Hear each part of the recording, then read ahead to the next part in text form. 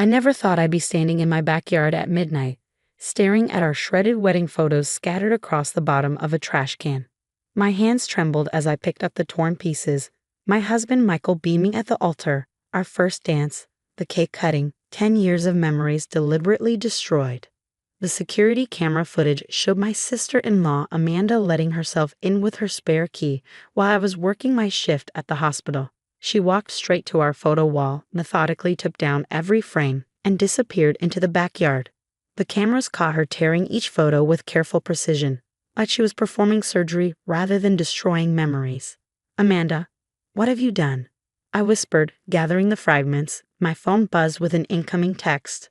"I have proof you're cheating on my brother. $30,000 in my account by midnight tomorrow, or Michael sees everything. Your choice, Diana." I sank onto the patio steps, my scrubs still smelling of hospital disinfectant after my 12-hour 8-hour shift. Michael was away at a medical conference in Boston, presenting his research on pediatric cancer treatments.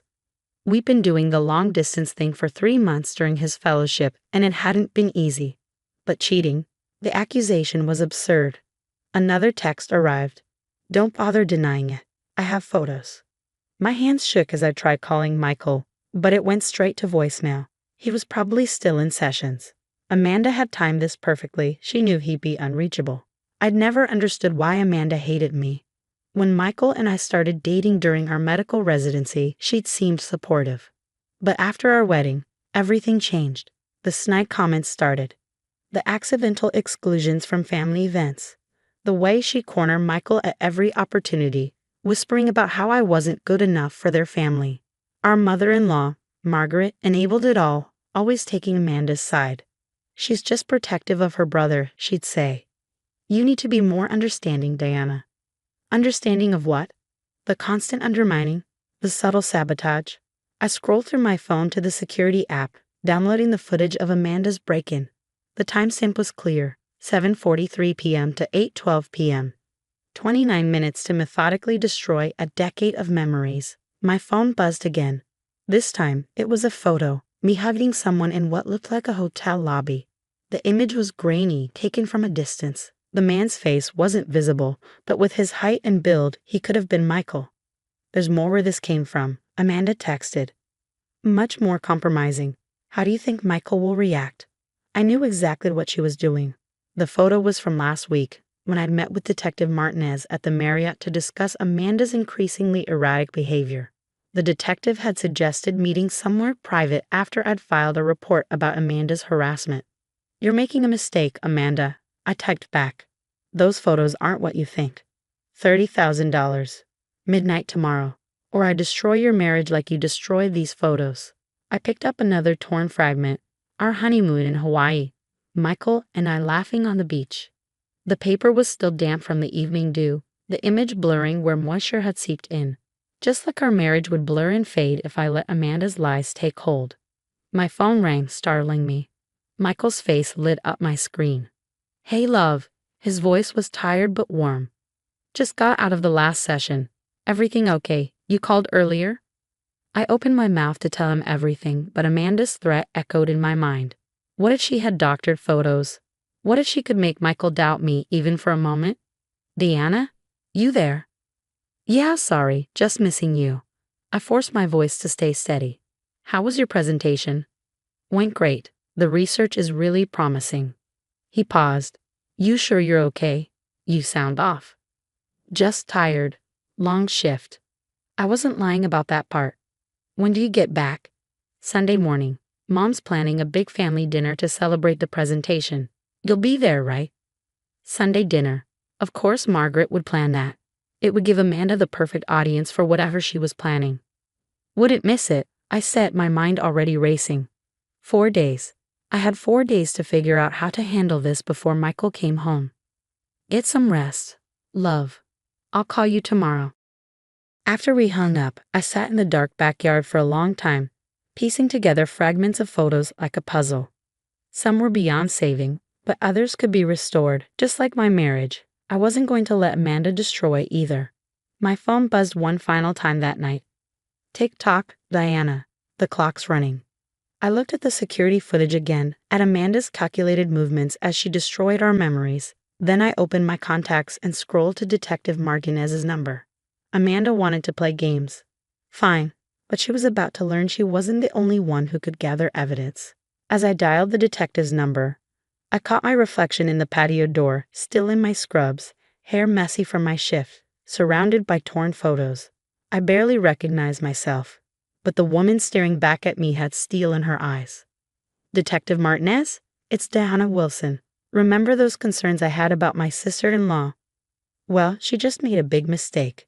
The next morning, I arrived at Detective Martinez's office with a manila envelope full of evidence, security footage, screenshots of Amanda's texts, and a detailed timeline of her escalating behavior over the past year. The detective reviewed everything carefully, her expression growing more serious with each page. "This is clear-cut extortion," she said, tapping the text messages, "and breaking and entering. The security footage is particularly damning." She looked up at me. "But you haven't told your husband yet?" I shook my head. Michael's already stressed about his research fellowship. And honestly, I'm afraid Amanda will somehow twist this around, make me look like I'm attacking her. She's always been good at playing the victim. Like the Christmas incident, Detective Martinez referenced her notes, when she claimed you'd ruined dinner by working your ER shift. Even though she knew months in advance I was scheduled for the holiday rotation, she waited until everyone was seated, then made this big show of being heartbroken that I chose work over family. I rubbed my temples, remembering Margaret's disappointed looks. Michael defended me then, but Amanda's gotten better at manipulation since. My phone buzzed. Another text from Amanda. 18 hours left. Hope you're good at math, doctor. $30,000 divided by 18 hours equals running out of time. I showed the detective the message. She's getting bolder. Good. Let her keep digging that hole. Detective Martinez pulled out a form. We're going to set up a sting, but I need you to play along for now. Can you do that? I thought about our torn wedding photos, about Amanda's smug certainty that she could destroy my marriage. Just tell me what you need. The next few hours were a blur of preparation. The detectives team set up recording equipment and walked me through the plan. I'd arranged to meet Amanda, wearing a wire.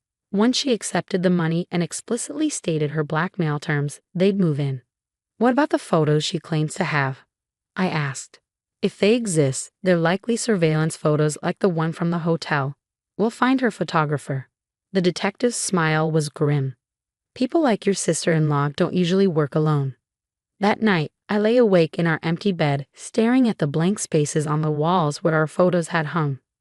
Michael called around midnight, his voice excited about his research breakthrough.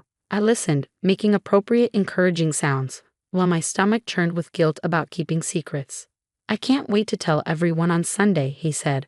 Mom's invited the whole family, even Uncle Peter's flying in. Uncle Peter, Margaret's brother who'd never approved of Amanda's husband. The same Uncle Peter who managed the family trust. Suddenly, pieces started clicking into place. The next morning, I called Margaret's housekeeper, Sophia.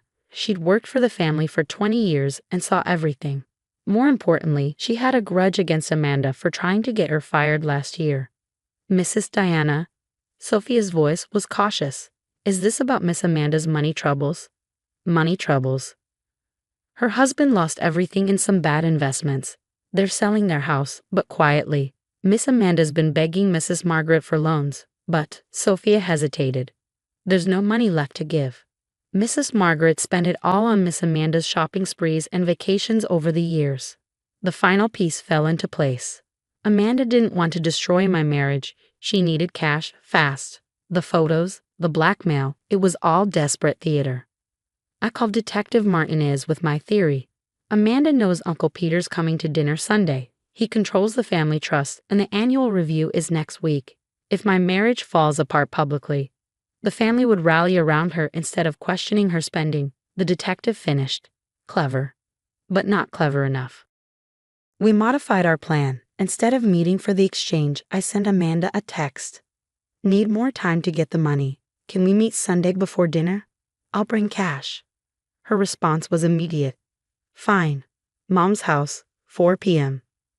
Come alone or Michael gets an interesting email during his morning session. I forwarded her response to Detective Martinez, then called Sophia back. I need one more favor. Sunday afternoon, I parked in Margaret's driveway at exactly 4 p.m. Amanda was waiting in the garden, pacing nervously. She'd lost weight since I'd last seen her, her designer clothes hanging slightly loose. "Where's the money?" she demanded before I even closed my car door. "Nice to see you too, Amanda." I perched on the garden bench, careful to angle my body so the detective's surveillance van had a clear view. "Lovely day for destroying someone's marriage, isn't it?" "Don't play games. Do you have it or not?" "Actually, I have something better."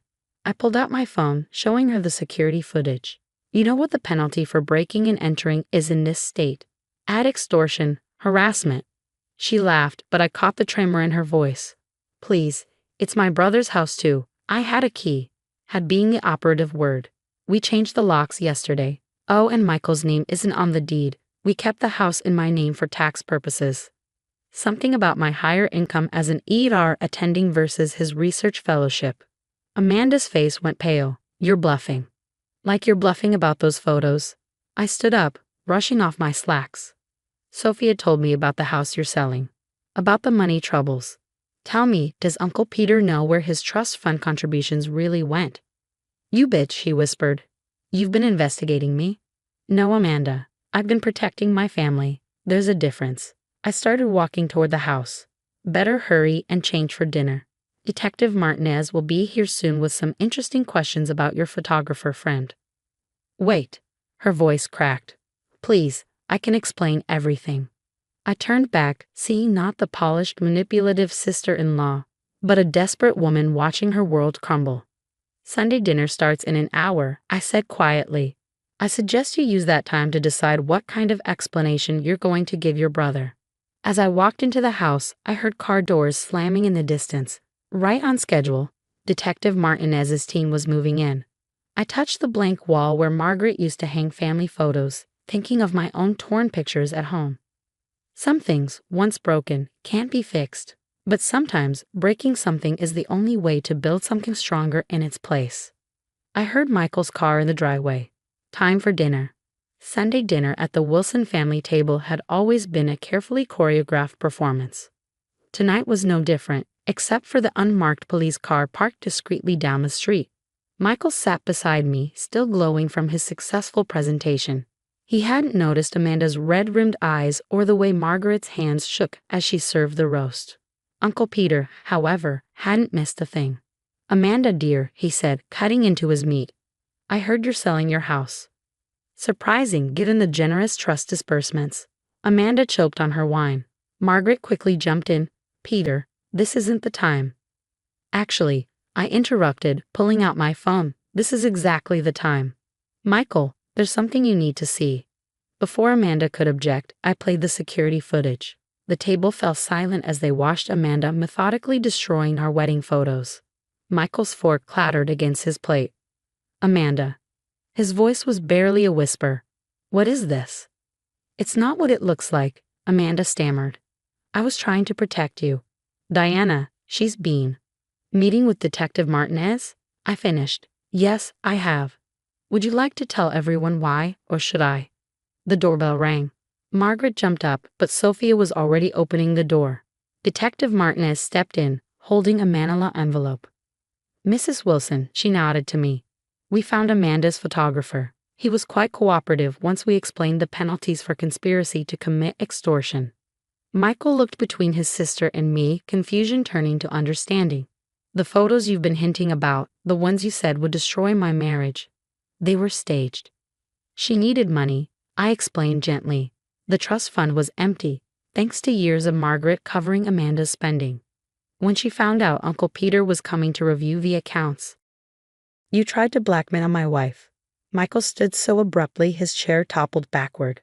"Our wedding photos, Amanda, 10 years of memories." I was desperate. Amanda burst into tears. "Greg lost everything in those investments. The house is in foreclosure. Mom can't help anymore, and I thought if I could create a scandal, Uncle Peter would." "Would what?" Uncle Peter's voice was ice. "Overlook the hundreds of thousands missing from your trusts. Money meant for your children's education, spent on designer clothes and luxury cars." Margaret tried to reach for Amanda's hand, but Amanda pulled away. I never meant. Diana wasn't supposed to fight back. She was supposed to just pay. Because that's what she always does, isn't it? Michael's voice was quiet. Takes your abuse, your snide comments, your constant undermining. And we all let it happen. He turned to our mother-in-law. Didn't we, Mom? Margaret collapsed into her chair, aging years in moments. I just wanted to keep the peace. Amanda was always so fragile, and Diana was so strong. Strong doesn't mean invulnerable, I said softly. And enabling bad behavior isn't love, Margaret, it's cowardice. Detective Martinez cleared her throat. Miss Wilson, we'll need you to come down to the station to make a formal statement. Amanda looked around the table wildly, seeking an ally.